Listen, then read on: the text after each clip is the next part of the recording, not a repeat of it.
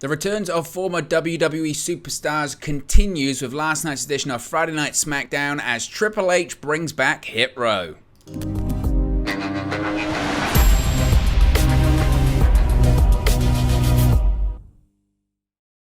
Hey guys, welcome back to Wrestle News 365. Hope everyone is doing very well. As always, there are plenty of news stories to get into in the world of WWE, and the returns keep coming under the Triple H regime. We have seen the likes of Karrion Kross, Dakota Kai, Dexter Lumis return to the WWE, all former NXT stars that thrived under Triple H under the black and gold era of WWE's developmental brand, but when called up to the main roster, or in some cases when not called up to the main roster, they were cut from the company by Vince McMahon, Bruce Pritchard, and that brain trust. But now that Triple H is in charge of creative, now that he's the executive vice president of talent relations, we are seeing one by one several former WWE superstars, specifically Triple H creations, return to the company and be featured heavily on the program. Now, a trio of talents who were released by WWE less than a year ago are officially back with the company. Ashanti, The Adonis, B-Fab, and Top Dollar, of course collectively known as Hit Row, made a surprise appearance during last night's episode of Friday Night SmackDown on Fox. Adonis and Top Dollar easily defeated Dustin Lawyer and Daniel Williams in a tag team match. Now, the return of Hit Row was an unannounced surprise, but it was far from a shock. We spoke about this last night prior to SmackDown going on the air. Reports had surfaced over recent days, specifically from Sean Ross Sapp of Fightful Select, got to tip your hat to that one, saying that WWE was indeed looking to bring back Adonis and Top Dollar, although B-Fab was not mentioned in those reports, it must be said. It was good to see her back with the faction last night. Of course, conspicuously absent from the reunion of Hit Row was the fourth and arguably the biggest member of the group, the leader of the group during its first run in the company, that being Swerve Strickland. But of course, he's under contract to AEW. He's one half of the AEW World Tag Team Champions with another former NXT superstar that you would think if he was still on the free agency list, he would be back in WWE right now, that being one Keith Lee. Now, Hit Row formed in NXT in May of 2021. Success came very, very quickly as Strickland, then performing under the name of Isaiah Swerve Scott, won the NXT North American Championship within weeks of the group's formation. He wasn't the best NXT North American champion, it must be said. I believe he defended it once and then lost it just seconds later. But that was during the chaos and the transition of the black and gold NXT to NXT 2.0. Hit Row was called up to the main roster during the WWE draft last October, but what looked like the biggest opportunity of their careers turned into a disaster very, very quickly.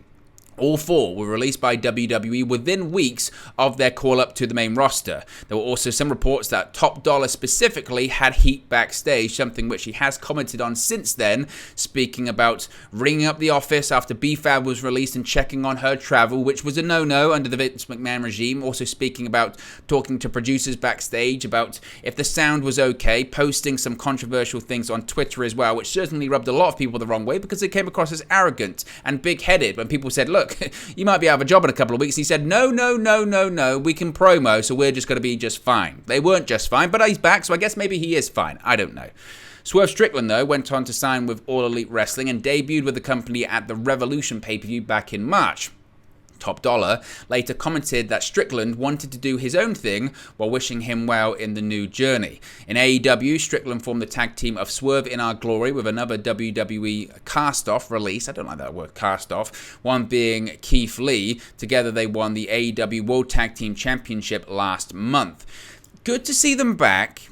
I was a big fan, and I am a big fan of Hit Row. I think the presentation's really good. I think it's really fresh. I think it's modern. I think it's current. I think it's WWE trying to move with the times, or certainly Triple H at the time trying to move with the times. I spoke about this last night. My biggest concern when Hit Row were called up to the main roster was you've got Vince McMahon and Bruce Pritchard, a guy in his 70s and a guy in his late 50s, nearly 60s, I forget how old Bruce Pritchard is, trying to book an act that's based on rap artists and modern music. Never, ever, ever going to work, especially with the chaos that was going on last year, and also what felt like a little bit maybe of an agenda against Triple H. Anything Triple H created in NXT, no, it has to be bad, get rid of him. It didn't work, they didn't win the Wednesday Night Wars, they're awful, get rid of him.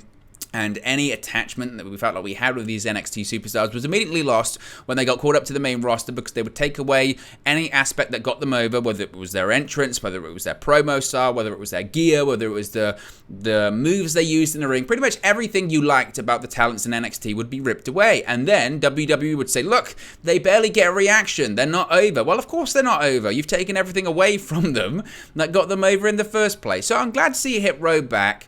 I did question this last night, and I really do, I want to hear what you guys think about this, because this is my biggest sort of takeaway from all of this. Dakota Kai coming back to WWE, no-brainer. I think she's money, and I think, especially with women's wrestling in WWE, it's so strong. They've got such a great talent roster, and they book female wrestlers really well, I think, to credit WWE. So Dakota Kai come back, no-brainer. Karrion Kross coming back. The Triple H vision of bringing him back, I guess, is a no-brainer in the sense of, look, he was booked as a big dominating force for the last few years in NXT, and when he came up to the main roster, he felt like he was going to be a big deal because the guy hadn't lost a match in 2 years. He beat everyone in NXT, and whilst it was quite divisive, his time in NXT, some people saying he was boring, or some people saying that WWE, specifically Triple H, was trying to smash this guy over, and he wasn't actually that good, he was boring, but still a lot of people did like the gimmick as well, and it just goes to show how much damage that WWE main roster run did last year, and the fact that bringing him back was somewhat controversial because it was a case of, is he actually really that good? Is he really worth it? But nevertheless, he's been thrust into the main event picture, and it does feel like WWE there has got just another main event player that they didn't have a couple of weeks ago. So that's a tick in the right box. Dexter Lumis coming back. There's a ceiling with that character. There is a limit with that gimmick. It looks like he might be feuding with AJ Styles, which I don't know about that one. But you go, okay, I guess, something new, something different. Hit Row, if Isaiah Swerve Scott was available, I'd be like, yeah, bring him back. Them as a tag team, Top Dollar and, Ashanti the Adonis, bring them back as a tag team, sure. SmackDown needs more depth when it comes to the tag team division. I'm not against that. But for me, the secret sauce of Hit Row, the real selling point of it, the straw that stirred the drink, whatever analogy you want to use, was Isaiah Swerve Scott. It was, the faction was a vehicle to get Isaiah Swerve Scott over. If you trace it back to how initially they came together in NXT, it was because Isaiah Swerve Scott was a guy that had been in the NXT system for a couple of years, competed for Cruiserweight Championships, had decent matches, but was just missing something. Just needed that little bit of personality, just needed the vehicle to get him over a little bit more. And that was Hit Row. And I just don't know at this point of how great can this be without Isaiah Swerve Scott. It's not saying that none of these three are talented, but again, the straw that stirred the drink for me was Isaiah Swerve Scott. He's the most, tenured worker out of all of them. I thought he had the best promo ability out of all of them. And again, he just felt like the star. And I don't know if this can work without him.